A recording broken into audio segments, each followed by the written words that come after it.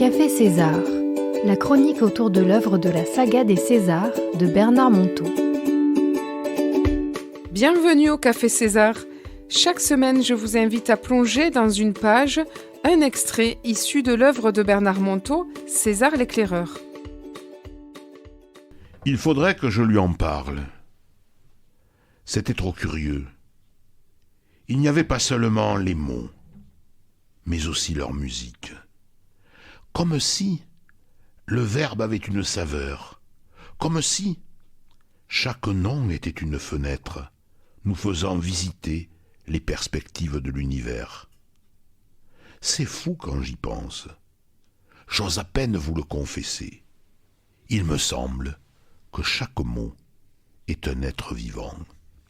Extrait d'un passage de César l'éclaireur, Bernard Monteau. Bonjour Myriam. Bonjour Patrick. Alors, les mots. Tu as choisi d'en parler. Le mot est-il un être vivant ? Alors ce passage que tu as lu du chapitre 3 m'interpelle à cet endroit, des mots qui agissent.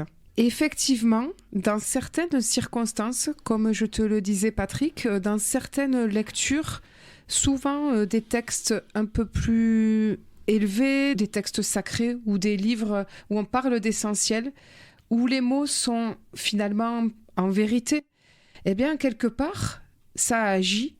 Enfin moi j'ai déjà remarqué, les mots peuvent agir en nous et ils peuvent nous élever. Ça c'est la première réaction quand je vois ce texte. Alors tu as raison, c'est vrai que certains mots peuvent nous élever. Tu faisais référence à des textes sacrés, mais d'autres mots peuvent nous faire mal. Oui. Il ne faut pas oublier que nous sommes aussi des êtres d'émotion et qu'en fonction de notre histoire, nous réagissons à certains mots. Oui. Et je te parlais de tout le travail qu'a réalisé ce chercheur japonais, Masaru Emoto, sur la mémoire de l'eau, et qui montrait combien même l'eau est sensible Oui. au son, aux mots. Et comme nous sommes composés à plus de 70% d'eau, très vraisemblablement, les mots ont une incidence sur notre réalité physique, émotionnelle, spirituelle. Et cela donne au langage et aux mots que l'on va choisir quelque chose, tout d'un coup, on est devant notre responsabilité par rapport à la manière dont on va parler aux autres et peut-être aussi dont on va parler de soi. Et ce que j'avais envie de dire, c'est que finalement, avant les mots, il y a la pensée. Et si on pense du mal de soi, comme dit souvent Bernard Monteau d'ailleurs, si on pense du mal de soi et on dit du mal de soi, alors on va dire du mal des autres, naturellement. Par contre, si on apprend à penser du bien de soi, donc on va prendre à la racine avant de parler, peut-être s'interroger sur qu'est-ce que je pense de moi, et si on apprend à penser du bien de soi et à dire du bien de soi, alors naturellement, on dira du bien des autres et on dira du bien aux autres. Tout à fait. Et en t'écoutant, Myriam, je pensais au titre d'un autre livre, Marshall Rosenberg, celui qui a créé la communication non violente. Oui. Des mots sont des fenêtres. C'est tout à fait ce que tu disais. C'est-à-dire qu'il faut que nous fassions attention lorsque nous parlons, parce que parler, c'est souvent faire advenir. Si je dis « tout va mal », c'est une journée pourrie. Effectivement, la journée va devenir pourrie. Si je pense au plus profond de moi que cette journée sera belle parce qu'il n'y a pas de raison qu'il en soit autrement, alors cette journée est effectivement belle. Je crois que là aussi, comme tu le disais, il faut que nous soyons conscients que nous sommes le monde que nous créons. Et nous créons ce monde. Nos pensées créent le monde. Oui, comme le disait aussi Gandhi, nos pensées créent le monde et donc du coup, nos paroles créent aussi finalement. Nos paroles qui sont la conséquence de nos pensées. Il faut que nous le méditions, chacune et chacun d'entre nous, pour que notre vie soit plus belle. Pour que, comme le disait Martin Luther King, nous apprenions à vivre comme des frères et à ne pas mourir comme des idiots.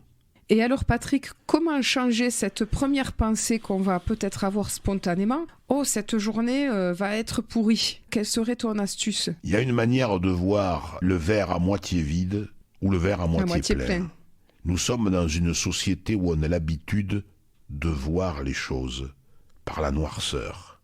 Et je crois qu'à côté, savoir que derrière chaque finalement moment de notre vie, même s'il est difficile, il y a un moment beaucoup plus heureux qui se cache. C'est un petit peu, vous le connaissez peut-être, cette histoire que nous raconte la tradition chinoise, chance ou malchance. C'est l'histoire d'un monsieur qui a une jument qu'il adore.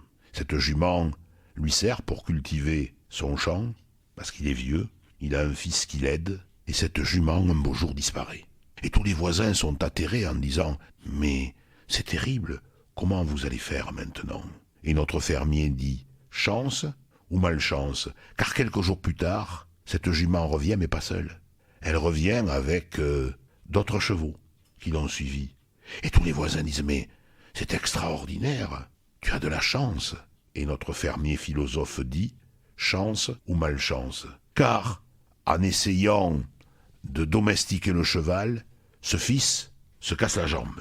Et les voisins, là aussi, viennent le voir en lui disant « Mais c'est terrible, comment vous allez faire maintenant? Vous n'avez plus finalement de bras et de jambes supplémentaires. » Et le fermier dit « Chance ou malchance ?» Car, quelques jours plus tard, la guerre éclate et on vient réquisitionner tous les hommes valides. Et le fils du fermier, ayant la jambe cassée, ne part pas. Chance ou malchance. Donc, essayons de voir que derrière tout ce qui nous arrive, il y a toujours du positif.